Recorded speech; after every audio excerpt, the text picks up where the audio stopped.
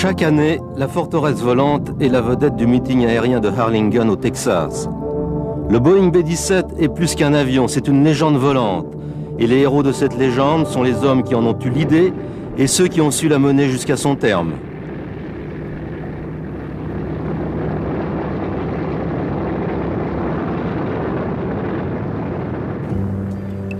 D'abord, il y a le général Mitchell, un vétéran de la Première Guerre mondiale. Il pensait qu'en cas de nouveau conflit, l'aviation serait la meilleure défense de l'Amérique et que le vainqueur en serait celui qui aurait l'aviation la plus puissante.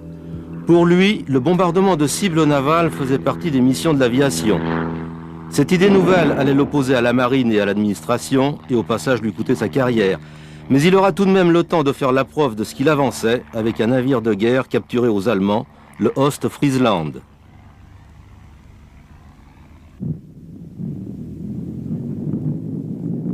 À partir de 1930, on prend l'habitude d'une amélioration constante et rapide des bombardiers. Des nouveaux monoplans tout métal, à commencer par le Boeing B-9, font oublier les fragiles biplans de la Première Guerre. Mais le budget de l'armée de l'air augmente très peu. Une Amérique qui ne rêvait que de paix ne voyait pas bien à quoi pourraient servir des bombardiers. Et la marine, elle, voyait d'un mauvais œil la naissance d'appareils qui auraient forcément empiété sur son domaine.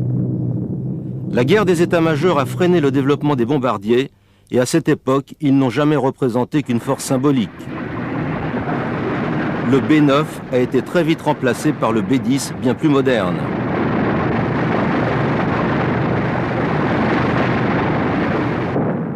En dehors des manœuvres, ils ne serviront qu'à des missions de sauvetage sur des catastrophes. Par exemple, des parachutages de ravitaillement à des victimes d'inondations. Ils ont rendu d'innombrables services. L'Air Corps était toujours prêt à intervenir, et très vite, pour démontrer qu'il était indispensable.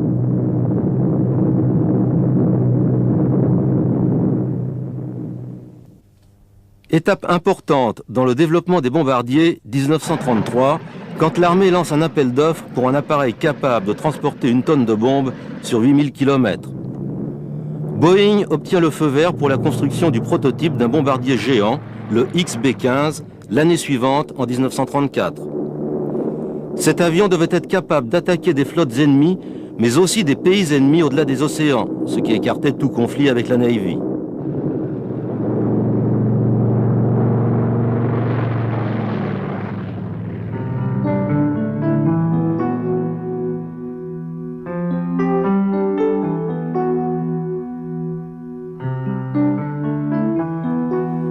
Le premier à profiter de ce projet est Pan Am, qui avait besoin d'un hydravion de ligne long courrier. Boeing modifie très vite la voilure et différents autres éléments de son XB-15 pour réaliser ce qui sera pendant de nombreuses années le plus gros hydravion, le Clipper. Sa conception était bonne et Boeing allait pouvoir ainsi renforcer sa position dans le domaine des gros avions.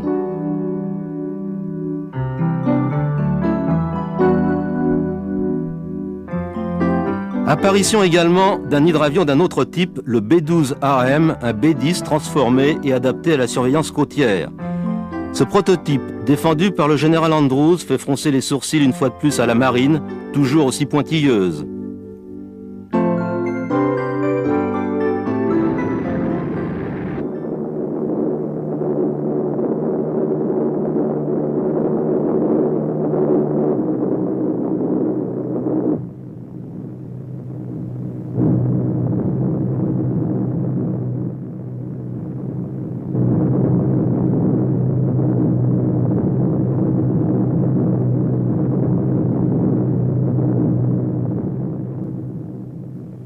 Début 1934, l'armée décide de remplacer son B-10 et lance un appel d'offres pour un appareil capable de transporter 2 fois plus sur une distance 2 fois plus longue.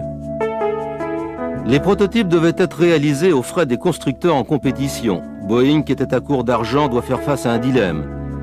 D'un côté, son XB-15 et sa voilure qui existe est un avantage.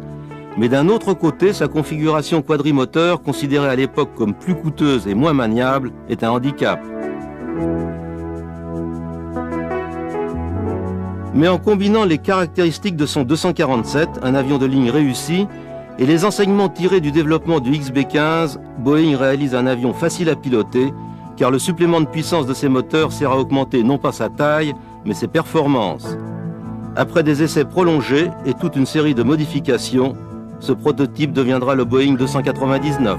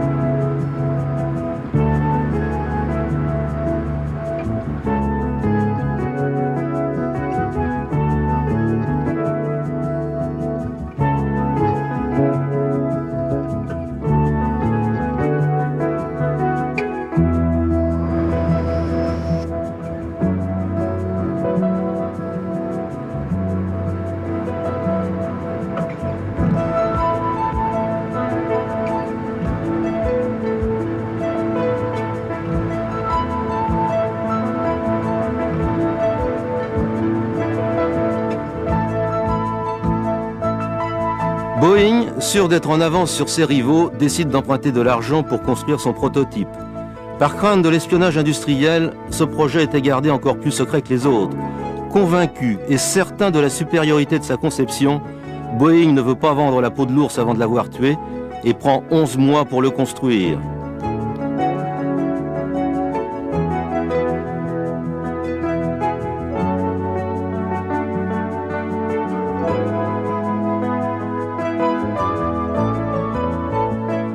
Le 11 mai 1935, l'avion mystérieux sort de son hangar. Il apparaît tout de suite comme le bombardier le plus moderne jamais construit.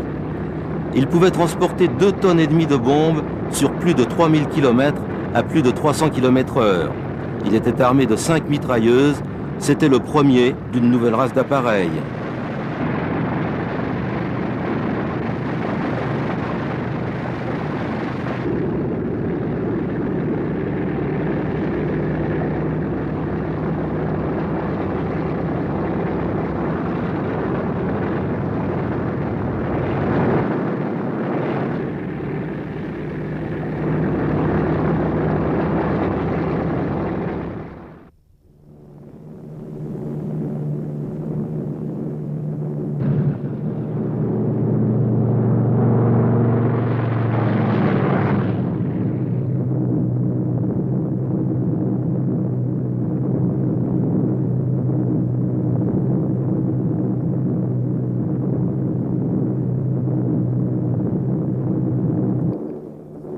Jusque-là, Boeing avait la certitude que son 299 était le meilleur.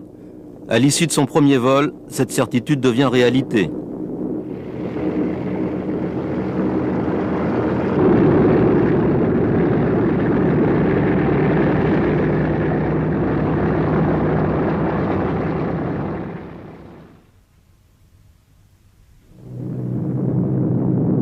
Le 20 août 1935, le Boeing décolle en direction de Dayton, le lieu de la compétition. Ce voyage de 3200 km, il va le faire dans le temps extraordinaire pour l'époque, de 9 heures, c'est-à-dire plus vite que n'importe lequel des avions de chasse de l'époque.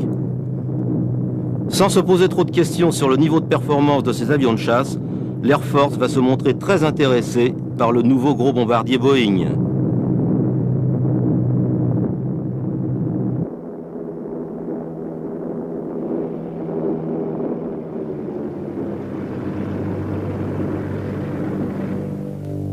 Les deux autres prototypes en compétition étaient tous les deux des adaptations d'appareils existants.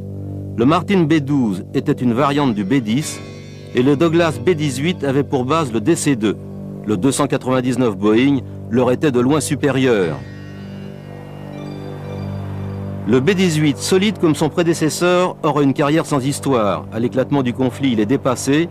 On en fait un appareil de lutte anti-sous-marine. Il servira pendant la guerre à la surveillance des côtes américaines. Au début de la compétition, le modèle 299 prend le nom de B-17. Les essais se déroulent devant toutes les huiles de l'état-major et le B-17 passe sans problème ses premières épreuves. Mais c'est alors que va survenir le désastre. Avant un décollage, un pilote oublie de déverrouiller les commandes et enlise son 299. C'était le seul construit, il n'y avait pas d'appareil de rechange, Boeing est incapable de participer à la fin des essais.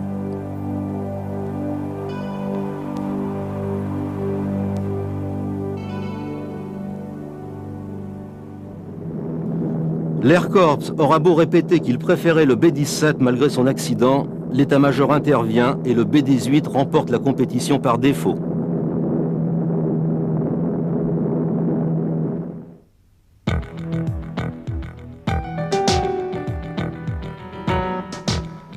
Mais les cris poussés par l'Air Corps auront tout de même servi à quelque chose. Une commande de 13 Boeing, nom de code YB-17. Les ingénieurs vont reprendre leur plan pratiquement à zéro et modifier très profondément leur dessin original. Il leur faudra 11 mois de plus pour fabriquer leur premier prototype qui mesurait 2 mètres de plus et pesait 1 tonne plus lourd que le 299. Le nombre d'exemplaires à fabriquer, 13, était si petit qu'ils seront pratiquement faits à la main. Les technologies les plus modernes cohabitaient avec des méthodes qui avaient plus à voir avec la construction de voitures d'enfants que celles d'avions.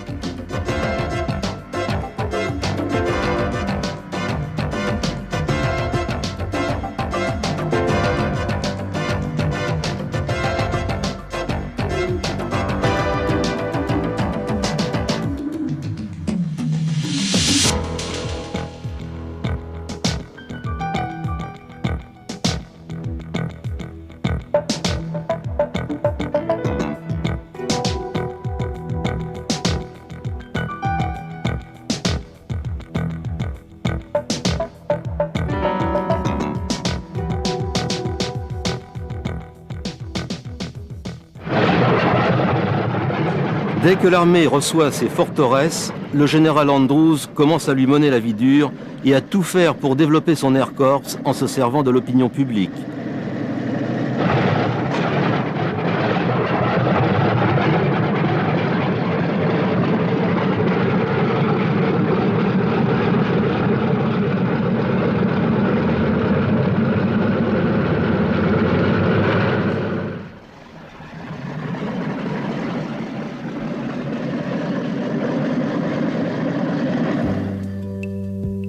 En mai 1938, le général Andrews, par goût de la contradiction ou simplement de la publicité, fait intercepter à 800 milles au large le paquebot italien Rex.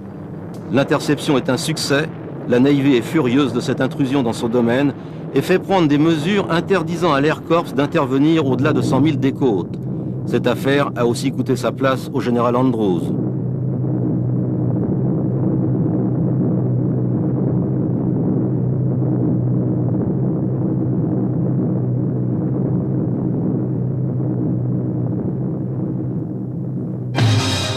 Curtis Limay, l'officier mécanicien de l'avion qui a intercepté le Rex, a lui aussi joué un grand rôle dans l'histoire du B-17 et dans l'élaboration de la théorie du bombardement stratégique.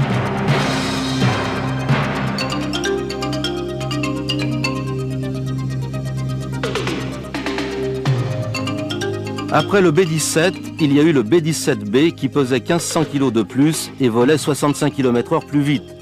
Son armement différent et d'autres modifications sont le reflet de l'évolution incessante du B-17 tout au long de sa vie. Désormais, ses moteurs sont turbo-compressés, ce qui améliore sa vitesse et son plafond limite.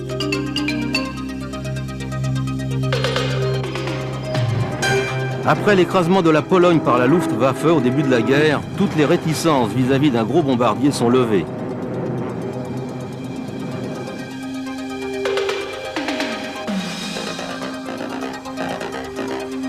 Les premières forteresses à entrer en action seront les B-17C et B-17D livrés à la Grande-Bretagne, qui leur donnent le nom de forteresses 1 et 2. Les premières expériences britanniques ne sont pas concluantes, en particulier pour une question d'armement.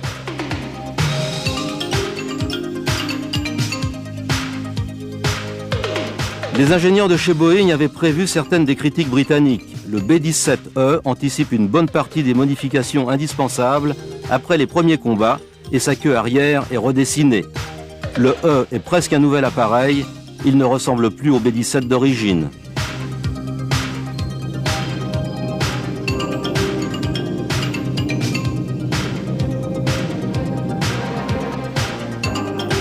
Le B-17 est désormais hérissé d'une multitude de canons de 50 mm. Il y en a à l'arrière, sur les côtés, au-dessus, au-dessous et même à l'avant. En théorie, il peut se défendre contre n'importe qui.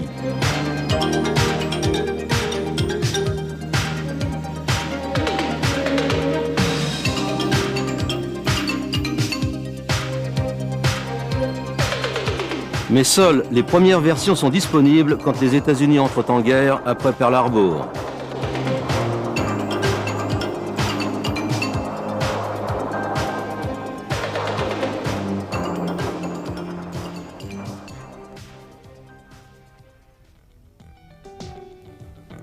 D'un coup, le B-17 intéresse tout le monde. Avant, beaucoup n'en voulaient pas. Désormais, il était devenu vital pour les États-Unis.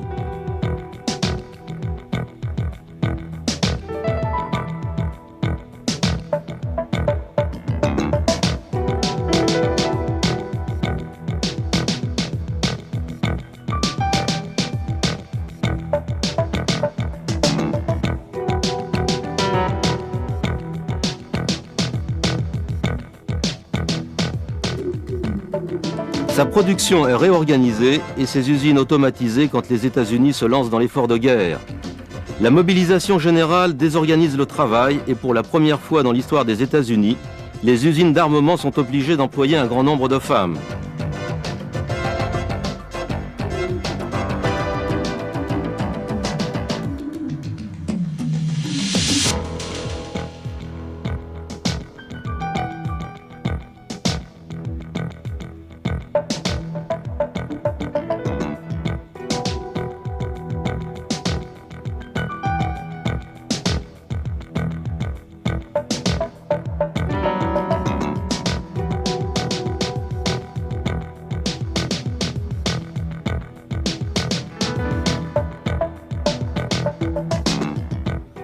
Pour travailler à l'étroit, dans des parties difficiles d'accès, on fait appel à des gens de petite taille.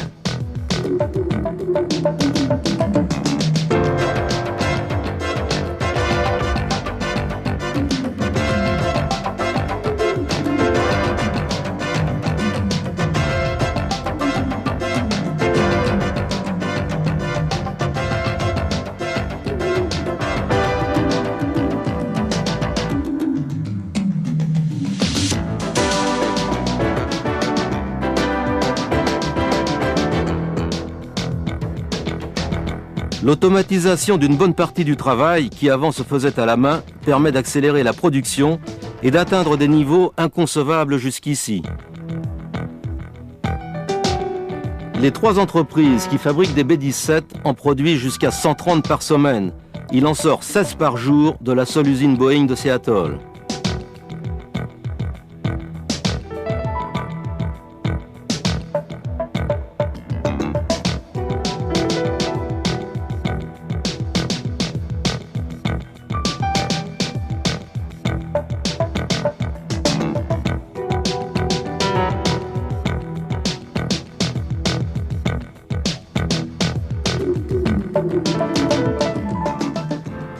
Sitôt livrés à l'armée, ils sont mis en service.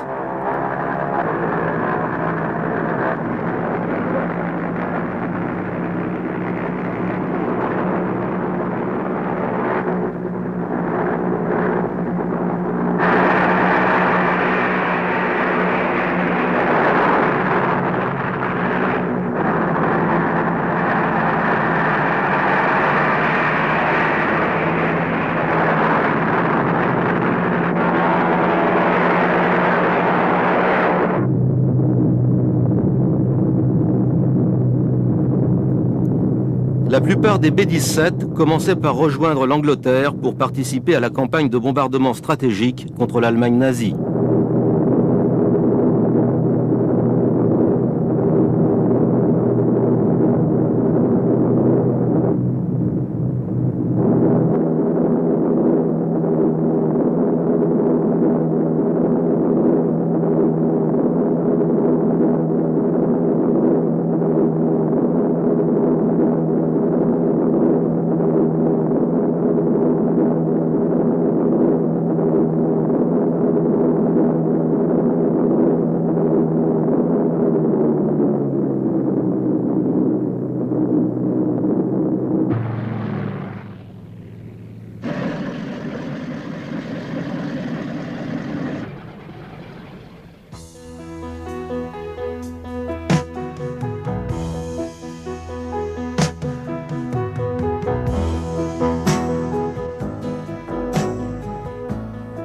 Les équipes au sol travaillaient en permanence sur les forteresses, faisant de leur mieux pour que ces missions soient des succès et que leurs équipages en reviennent vivants.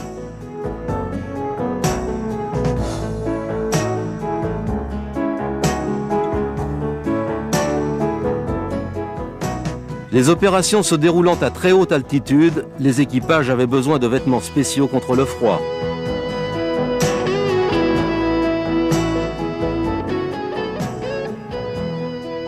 Pendant qu'on étudie les paramètres d'une mission, les bombes sont rangées dans leurs soutes et les canons sont chargés avec des bandes de munitions déballées.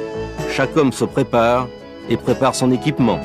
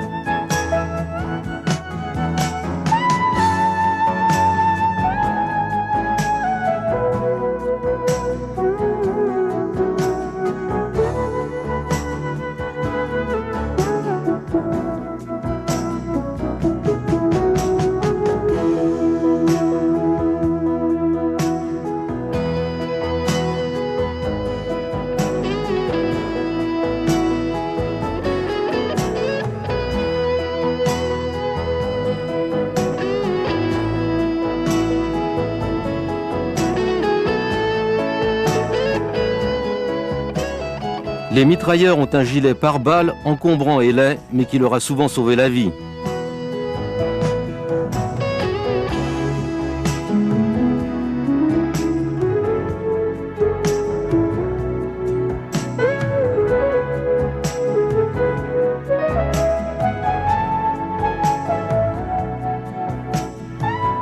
Un linguaphone inconfortable mais vital permet aux équipages de se parler, en particulier quand ils ont leur masque à oxygène.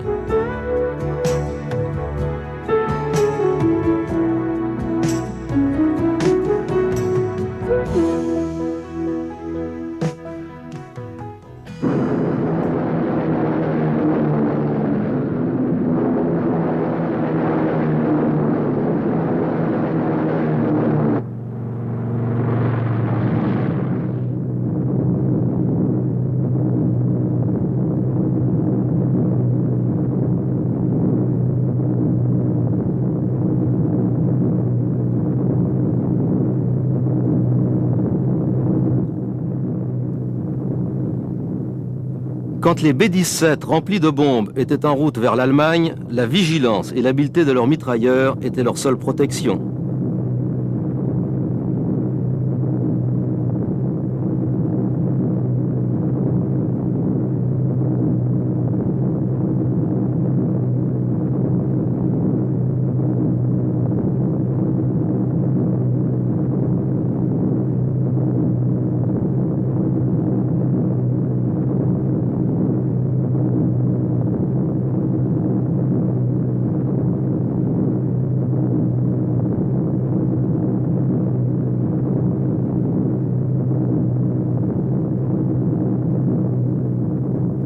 En l'absence de triangulation radar, les premiers bombardements des B-17 reposaient sur leurs navigateurs de bord. Les premières opérations britanniques de nuit avaient manqué de précision. Les bombardements d'objectifs précis sont alors abandonnés au profit de bombardements de surface. Mais les États-Unis, qui bombardaient de jour, continuent d'attaquer des objectifs précis.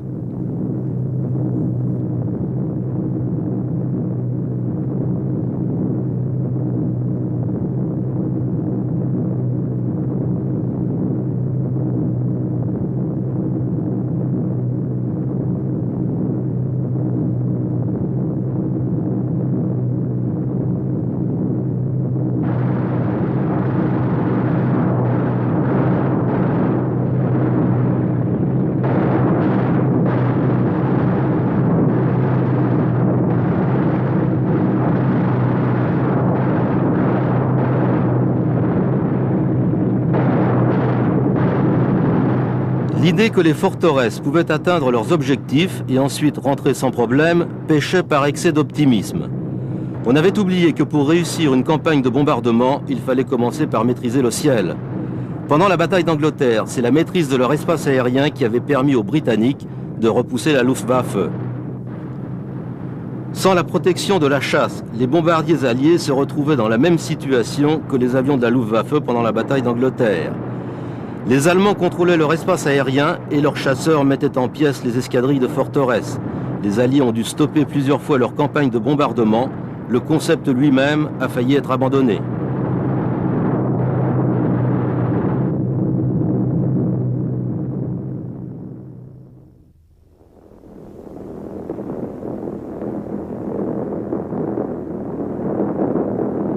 Il est arrivé au cours de certaines missions que des escadrilles complètes soient abattues et les pertes ont atteint des niveaux très inquiétants. Beaucoup d'hommes ne doivent leur vie qu'à l'incroyable aptitude des B-17 à continuer de voler, même gravement endommagés. Un grand nombre d'appareils sont rentrés dans un état tel qu'ils sont directement partis à la casse, mais leurs équipages étaient sains et saufs.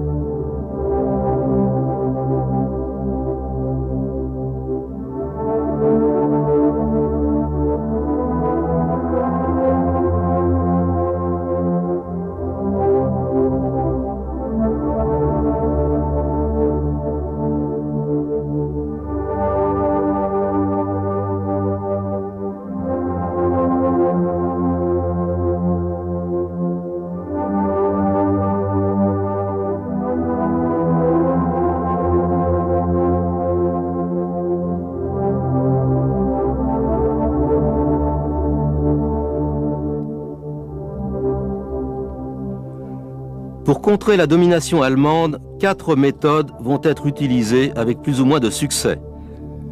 D'abord, le général Limay change la formation en vol des forteresses. Il la resserre. Regroupés, les B-17 peuvent mieux se défendre. Ils pouvaient déclencher un tir simultané de 500 canons de 50 mm. Face à des B-17 en formation serrée, la tâche des chasseurs allemands était plus difficile et bien plus dangereuse.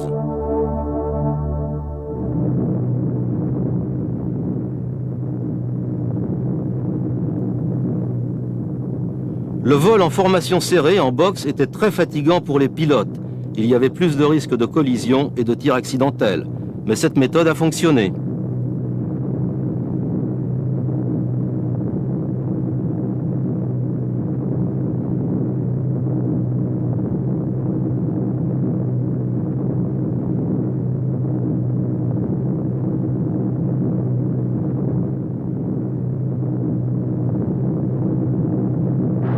Les tirs groupés des B-17 en formation serrée ont provoqué un accroissement des pertes allemandes. Il est probable qu'à eux seuls, les B-17 ont abattu en Europe plus d'appareils ennemis que tous les autres avions américains réunis. Leurs mitrailleurs sont certainement les héros oubliés de cette guerre.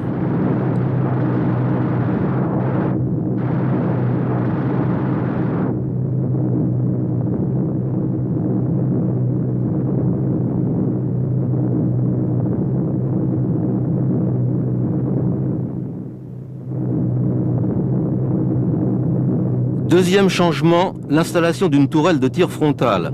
À l'origine, cette tourelle en menton est rajoutée par Douglas aux B-17 qu'il construit pour leur permettre de faire face aux attaques de front de la Luftwaffe. Les résultats ont été immédiats. Cette tourelle avant sera montée sur les derniers B-17F et sur tous les B-17G.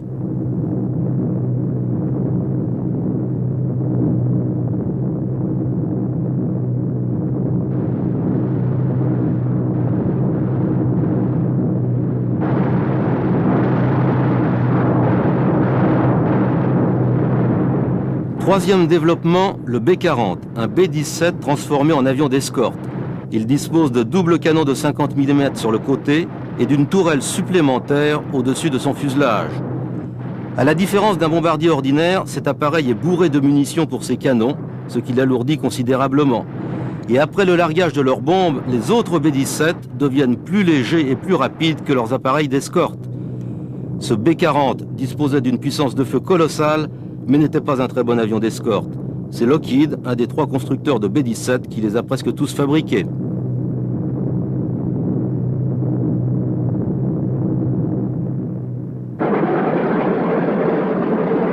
Mais en fait, pour gagner la guerre en Europe, il fallait commencer par gagner le contrôle de l'espace aérien. La meilleure arme, un chasseur d'escorte à grand rayon d'action. Première tentative sérieuse des Alliés pour protéger leurs bombardiers avec un avion de chasse, le P-47 Thunderbolt, équipé de réservoirs largables.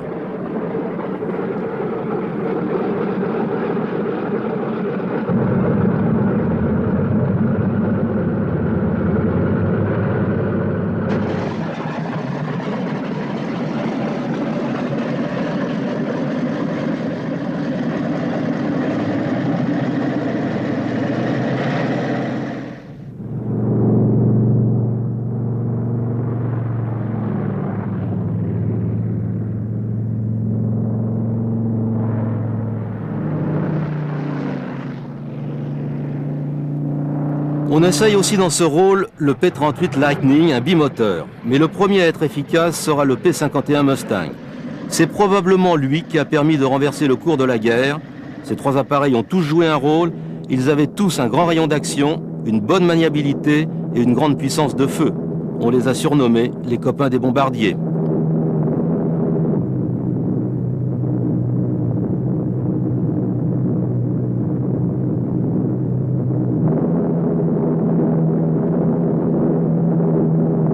Avant le jour J, avant qu'elle ne puisse se faire à partir de terrains situés en France, toutes les missions d'escorte se faisaient avec des réservoirs supplémentaires largables. Ces réservoirs étaient largués, ou bien quand ils étaient vides, ou quand l'avion devait s'alléger pour engager le combat avec un appareil ennemi.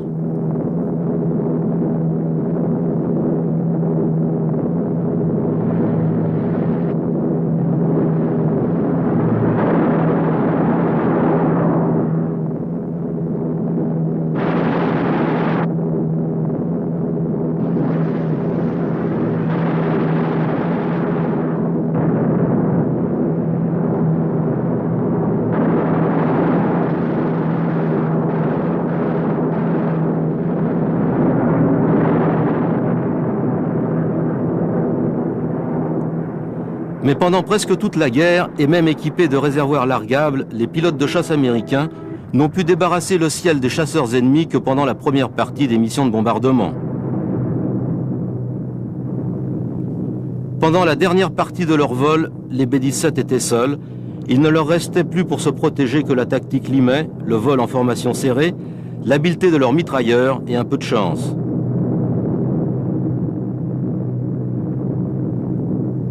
Pendant la guerre, la DCA allemande a été presque aussi meurtrière pour les forteresses que ses chasseurs. La technique Limet de vol en formation serrée était efficace contre les chasseurs, mais pas contre la DCA allemande, bien au contraire.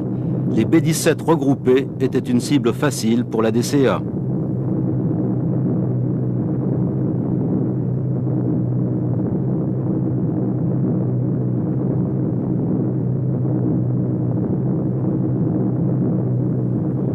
L'approche finale est toujours la partie la plus délicate d'une mission de bombardement. À ce moment, l'avion se dirige droit sur son objectif, comme si son pilote automatique était branché. Il ne doit plus changer de cap, il ne peut plus compter que sur la chance. Au bout du compte, les campagnes de bombardement de B-17 ont eu une grande influence sur l'issue de la guerre. Comme prévu, ils ont paralysé les usines d'armement de l'Allemagne et détruit ses voies de communication. À la fin, la pénurie d'essence en Allemagne empêchait la Luftwaffe de faire voler le peu d'avions qui lui restaient.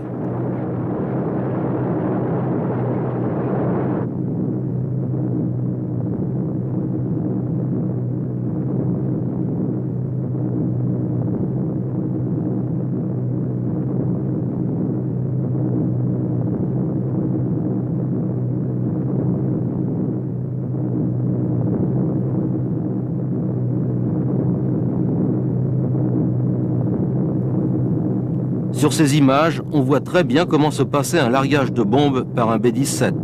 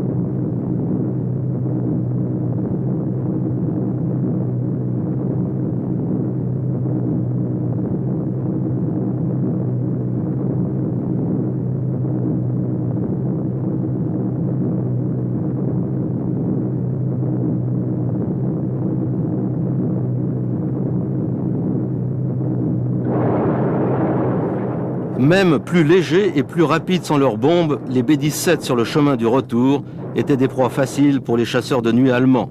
Ils n'avaient que leurs mitrailleurs pour se défendre.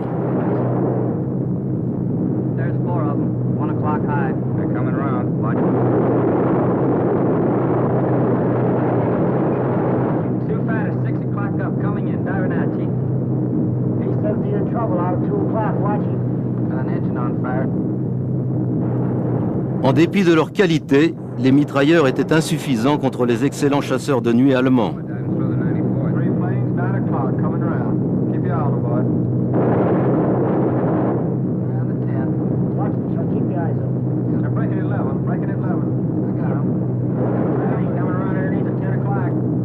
Pour ne pas trop les alourdir, les B-17 décollaient normalement avec seulement 500 obus par canon, un peu plus pour le mitrailleur de queue. Cela veut dire que chaque mitrailleur ne pouvait tirer que pendant 1 minute.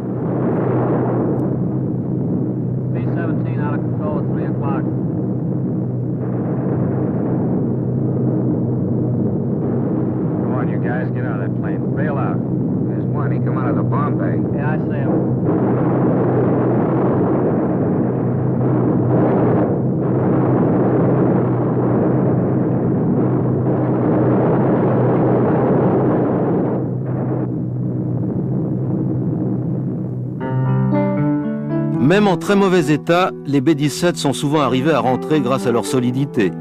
La première qualité du B-17 était peut-être sa capacité à encaisser un tir de DCA.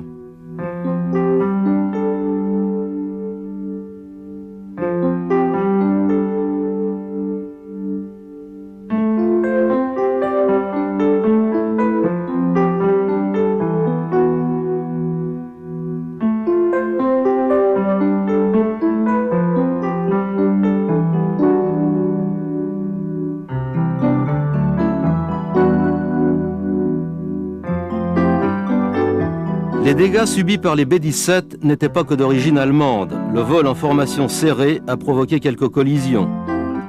Sur ces images, on voit le Helen Highwater qui vient d'être heurté par un autre B-17. Le mitrailleur de queue a eu beaucoup de chance. Juste avant le crash, il avait quitté son poste pour aller vérifier la roulette de queue.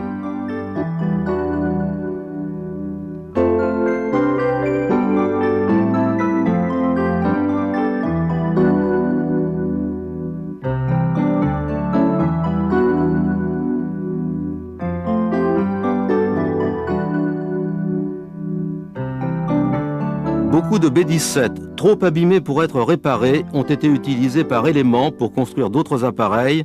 C'était une façon de compenser les pertes.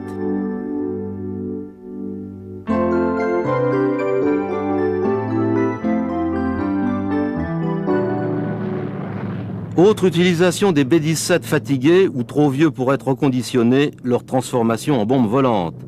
Ils étaient remplis de 10 tonnes d'explosifs et télécommandés à partir d'un avion mère ou pour cet essai à partir du sol.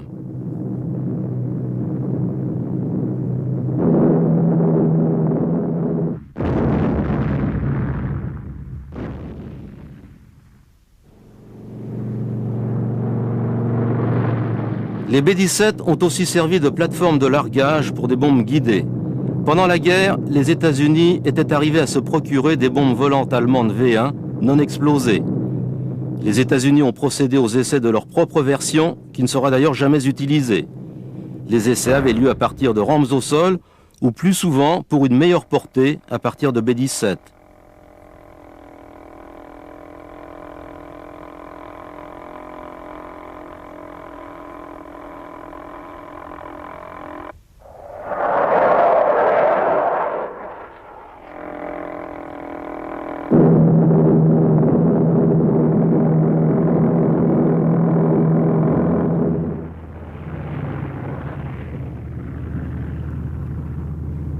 La forteresse est un symbole de la guerre en Europe, mais c'est dans le Pacifique qu'on s'en est le plus servi. En fait, c'était le seul bombardier quadrimoteur quand la guerre a éclaté. Le B-17 a été utilisé à Midway, Rabaul et dans bien d'autres batailles contre les Japonais qui, comme les Allemands, n'avaient pas d'appareil équivalent en termes de rayon d'action, de capacité de charge et de multiplicité d'usages.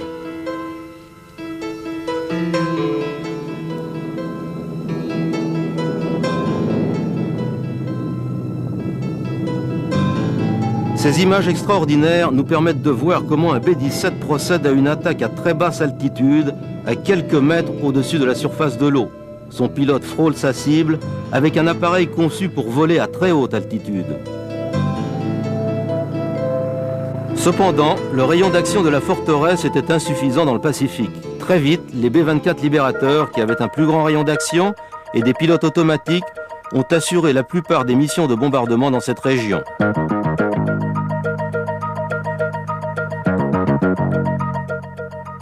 Le commandant en chef des Alliés dans le Pacifique, le général MacArthur, utilisait pour se déplacer plusieurs B-17 spécialement aménagés. Sur ces images, on assiste au chargement de ses bagages et de documents probablement top secrets à bord d'un de ces appareils sous la surveillance de ses aides de camp et de la police militaire.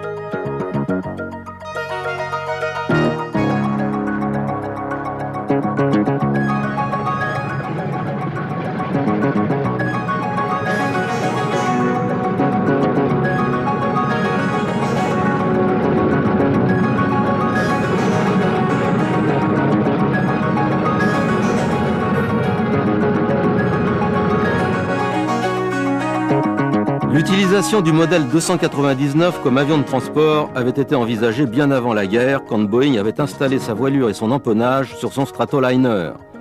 Ce premier avion de transport pressurisé jamais construit avait un fuselage différent, mais pour le reste, c'était un B-17. Il a été utilisé en grand nombre pendant toute la guerre. Ses 4 moteurs lui permettaient de traverser l'Atlantique avec peu de risque d'être attaqué.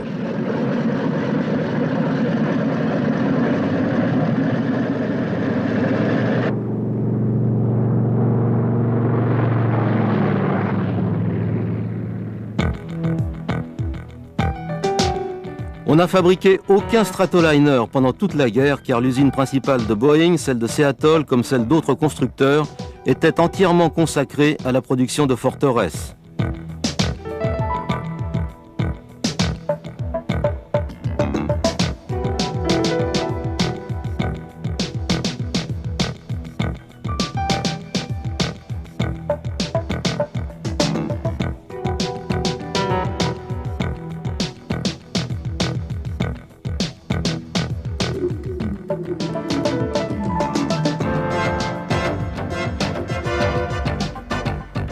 Les connaissances acquises avec le Stratoliner avant la guerre sur la pressurisation à haute altitude ont servi à l'effort de guerre, mais sur un autre appareil.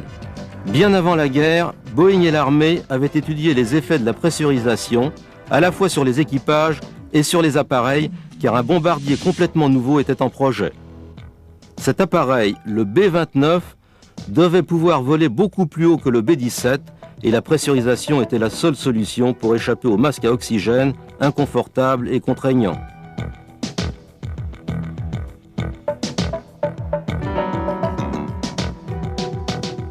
Le B-29 Super Fortress représentait une nouvelle génération de bombardiers capables de traverser le Pacifique.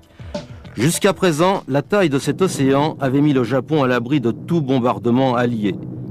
On a construit des milliers de B-29, 2 seuls suffiront à mettre fin à la guerre. 2 appareils qui allaient utiliser de nouvelles armes d'une puissance sans précédent.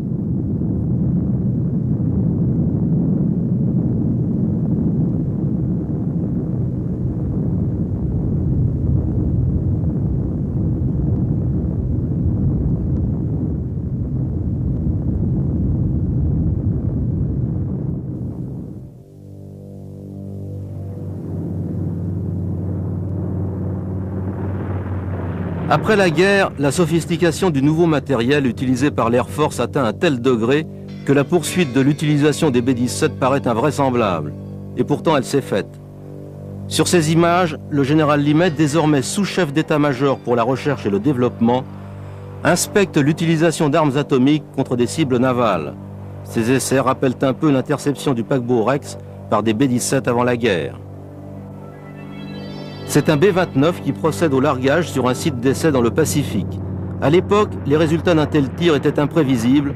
On en savait très peu sur ce type d'arme.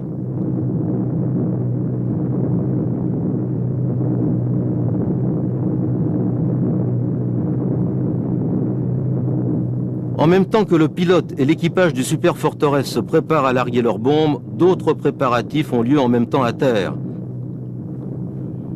Des B-17 transformés en drones, profondément modifiés et télécommandés à partir du sol décollent.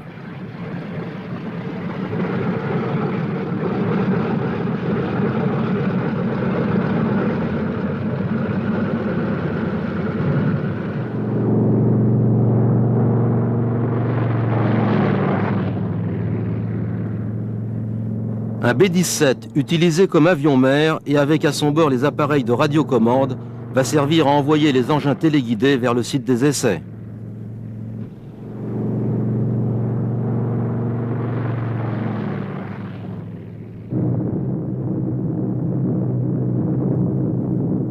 Les drones et leur avion-mer s'approchent jusqu'à la limite de la zone d'essai, dans laquelle une vingtaine de navires vont être sacrifiés.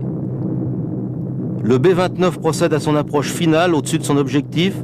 Son bombardier ajuste son viseur. À quelques milles de là, des hommes de la marine s'apprêtent à assister à un spectacle horrible d'un nouveau genre.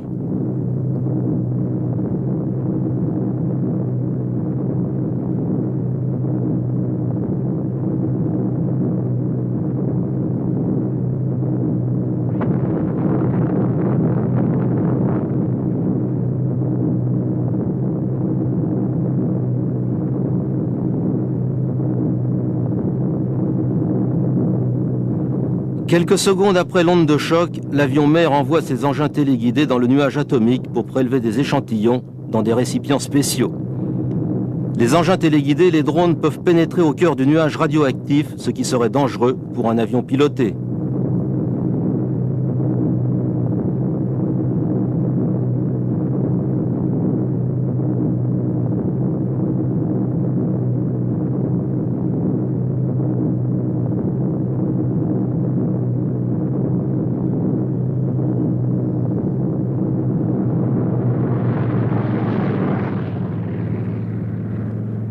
Ensuite, les drones reprennent la direction de leur base et l'avion-mer repasse les commandes au sol pour leur atterrissage.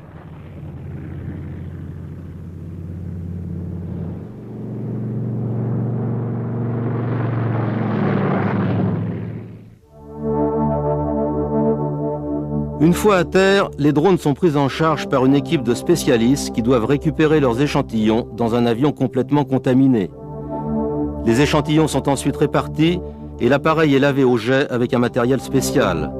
Les ingénieurs qui avaient conçu le modèle 299 n'avaient sans doute jamais imaginé que leur appareil serait un jour télécommandé.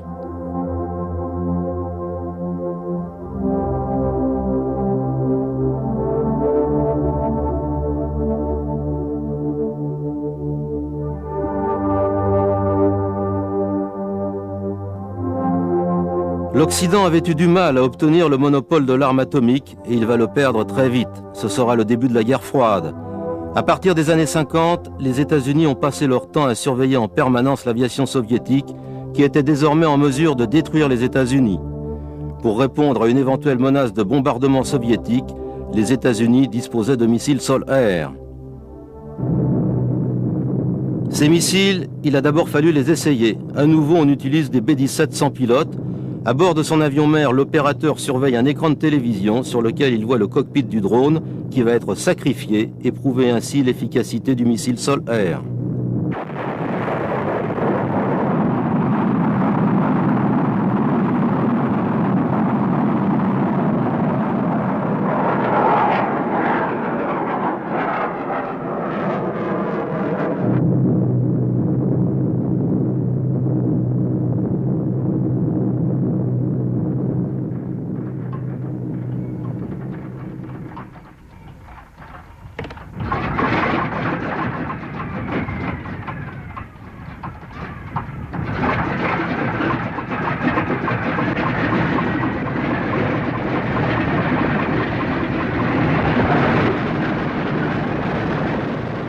Certains sont sans doute tristes à l'idée que la forteresse a été utilisée comme cible après la guerre.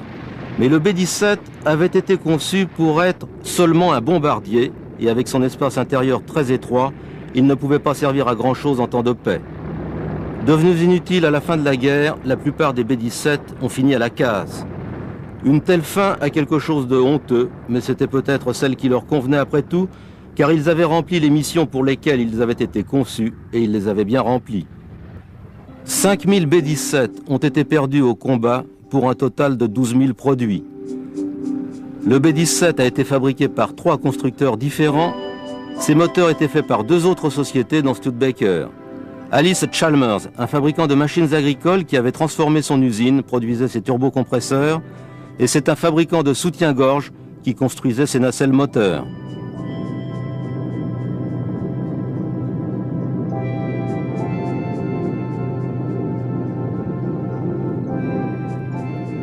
Le B-17 a rendu la victoire possible en Europe et on retrouve sur les générations suivantes d'appareils militaires et civils des progrès technologiques essentiels qu'il a été le premier à utiliser. Les quelques B-17 qui volent encore sont de véritables trésors. Ils restent des avions de légende.